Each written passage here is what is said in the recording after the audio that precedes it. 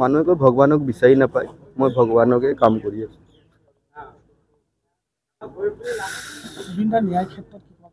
ন্যায় ক্ষেত্ৰত মানে ভিডিঅ'বিলাক কিয় ওলোৱা নাই আৰু বাকীবিলাক তাৰ মানুহবিলাকে কি কৰি আছে? ইমান দিন কিয় লাগিলে? আজি 40টা দিন হ'ল মোৰ দাদাৰ, ন্যায় কিয় পোৱা নাই এতিয়ালৈকে? আৰু কিমান দিন লাগিব? আৰু আজি বিসৰ্জনস্থলীৰ পৰা কি ক'ব আপুনি চৰকাৰখনক? চৰকাৰখনক এটাই অনুৰোধ কৰোঁ যে মোৰ দাদাৰ অতি সোনকালে ন্যায় লাগে। মোৰ বৌ সদায় কান্দি আছে, বৌ ৰাতি শুব নোৱাৰে, বৌ কান্দিয়ে থাকে গোটেই ৰাতি দিন। যেতিয়া মই ফোন কৰোঁ, মই কাম কৰিব আহিছোঁ, কামৰ কথা সুধিবৰ কাৰণে মই ফোন কৰিব নোৱাৰোঁ বৌ।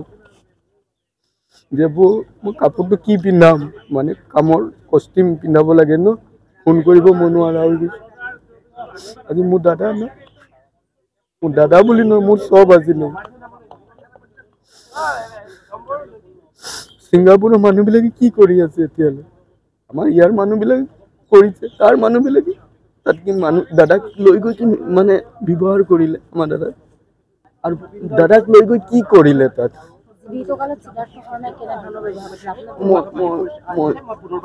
নাজানো। চিতাভস্ম দিয়াৰ মাংগলিক যোনটো অনুষ্ঠান বা সেই তিথিটো আজি পৰিছে, তিথি হোৱাৰ বাবে কিছু পলম হ'ল। আগতেও এটা ডেট লোৱা হৈছিলে, কিন্তু আজি গুৱাহাটীতো সেই চিতাভস্ম দিয়া হৈছে ব্ৰহ্মপুত্ৰ বুকুত। আৰু আপোনালোকে জানে যে ব্ৰহ্মপুত্ৰ লুইত তেওঁ কিদৰে ভাল পাইছে, তাক লৈ কিমান তেওঁ গান ৰচিছিলে। গতিকে খুব দুখ লাগিছে, আজিও সেই বেদনা আমি পাহৰিব পৰা নাই। জুবিন দা হেৰাই যোৱা আজিও আনন্দত আমাৰ দুখ আছে। আৰু বিশেষকৈ মই আপোনাক ক'ব বিচাৰিছোঁ যে জুবিন দাৰ আত্মা যি কোটি কোটি মানুহৰ তেওঁৰ প্ৰতি যোনটো আশীৰ্বাদ, মৰম, ভালপোৱা আছে, একেদৰে সেই পুণ্য আত্মা শান্তিত আছে বুলি বিশ্বাস আছে। আৰু জুবিন দাক আমি সদায় জীয়াই ৰাখিব লাগে। আজি আমি যথেষ্টখিনি আৱেগিক হৈ আছোঁ, কিন্তু জুবিন দাক আমি সদায় জীয়াই ৰাখিব লাগে। আপুনিও বিজেপিৰ এজন কৰ্মকৰ্তা, কি ক'ব ন্যায় ক্ষেত্ৰত? নহয়, বিজেপি কৰ্মকৰ্তা হয় ডেফিনেটলি, আৰু মোৰ বিশ্বাস আছে ন্যায়পালিকাই তেওঁক ন্যায় দিবই, আৰু ন্যায় পাবই লাগিব। ন্যায় দিবই লাগিব, ন্যায় পাবই লাগিব, সেইটো সম্পূৰ্ণভাৱে বিশ্বাস আছে ন্যায়পালিকাৰ ওপৰত। আৰু মই এজন বিজেপি কাৰ্যকৰ্তা হয়, কিন্তু জুবিন দাৰ লগত মোৰ শৈশৱৰ পৰা সম্পৰ্ক আছে, একেবাৰে বাচ্ছাৰ পৰা তেওঁৰ লগত মোৰ এটা সম্পৰ্ক আছিলে।